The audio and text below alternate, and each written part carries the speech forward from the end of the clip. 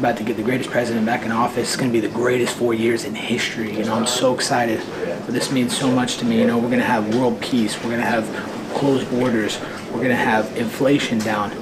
This money that I made tonight is going to go farther now. UFC fighter and bona fide Trump bootlicker Colby Covington said this just a month after Trump won the 2024 election. But a lot has happened since then. I said I'd fight anybody on God's green earth on the White House card just to get that opportunity to fight in front of my, my hero, Donald Trump, and all the great politicians that I'm friends with up in D.C.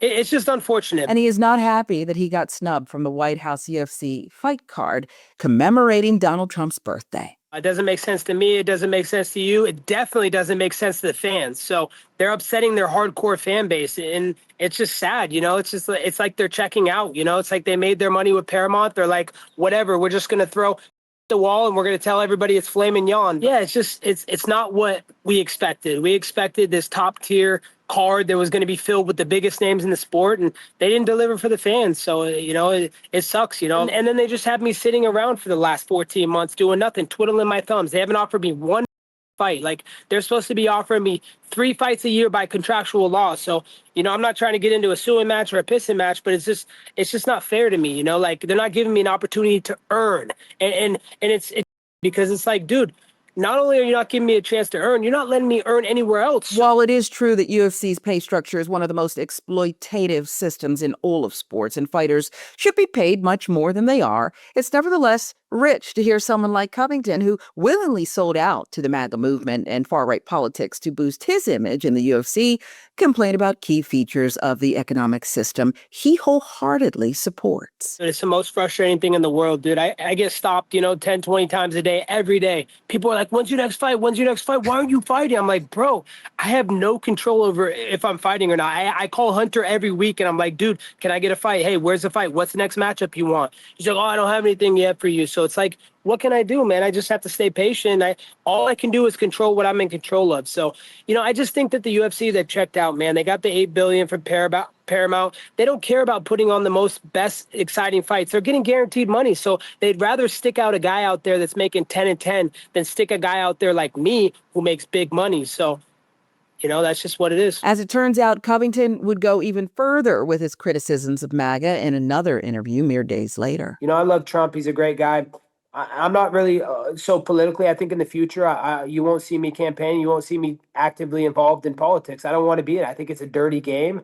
I think that loyalty is never rewarded. And yeah, I don't really want to be a part of it anymore. My dream before was like, I want to be the governor of Florida. I want to be a senator. I want to be a congressman. Now I'm like, nah, I just want to do business with real American beer. I want to be an RAF, and I just want to mind my own business in peace. I don't want to be in that dirty game. Covington now joins a short list of MAGA fighters who have publicly criticized the administration and subsequently jumped ship since the 2024 election, joining fellow blowhard bigot Sean Strickland. And this fighter, Bryce Mitchell, who is an admitted fan of Hitler and a white supremacist. If you had to choose a new nickname, what would it be? White power. You're talking about in your shots. You got power in your shots. Power in the Holy Spirit. I'm not with Donald Trump no more. I don't support him. I don't like him. I think he's a corrupted leader. And, it took me a while to come to that conclusion, but I finally am coming to it. I do not like the guy at all.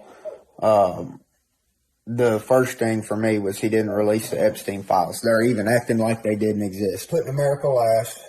And now he's blaming the beef farmers for the price of beef. Hey, I'm not biased, man. He talked a good game. He tricked me. I was fooled. I admit it. Okay? I want you to get into Revelation 13:3, and I want you to read that verse.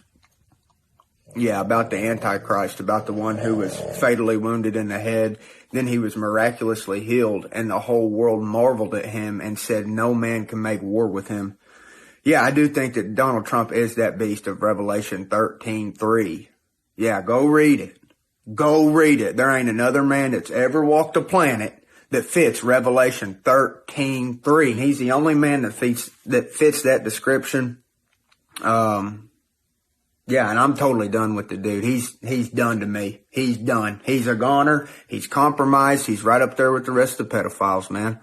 And it sucks to say that because I supported him for a long time, but he's a good actor, and he had me fooled for a long, long time. Now, what is fascinating about Covington and Mitchell is that they both left MAGA, but for completely different reasons. Covington's turning point was personal.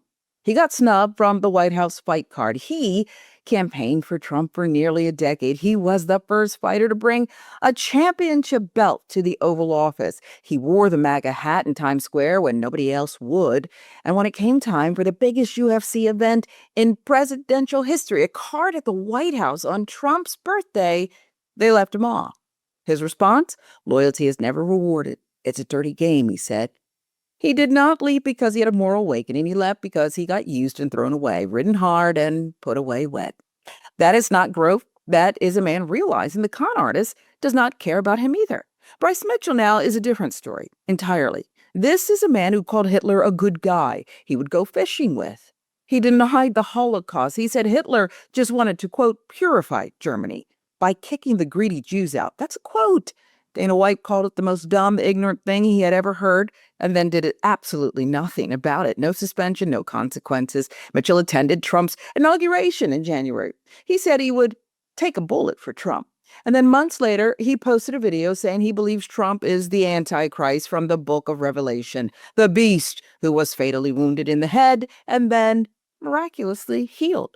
He left MAGA not because of policy, not because of the war, not because of the economy, but because he read a Bible verse and decided Trump is literally Satan. That is the intellectual depth of this movement. And here's the bigger picture, because this is not just about fighters. Donald Trump has spent years using combat sports as a vehicle to launder his image and his agenda. UFC, USA Hockey, boxing. He sits cage side. He hosts fight cards at the White House. He surrounds himself with fighters who will parrot his talking points and make authoritarianism look tough and cool and masculine. Dana White spoke at the Republican National Convention. The UFC's business model, underpaying fighters while generating billions for ownership, is the exact economic philosophy the Republican Party runs on. Low wages, no unions, no benefits, massive profits at the top. And the fighters who sell out to MAGA to boost their profiles are doing the same thing. Covington just admitted to.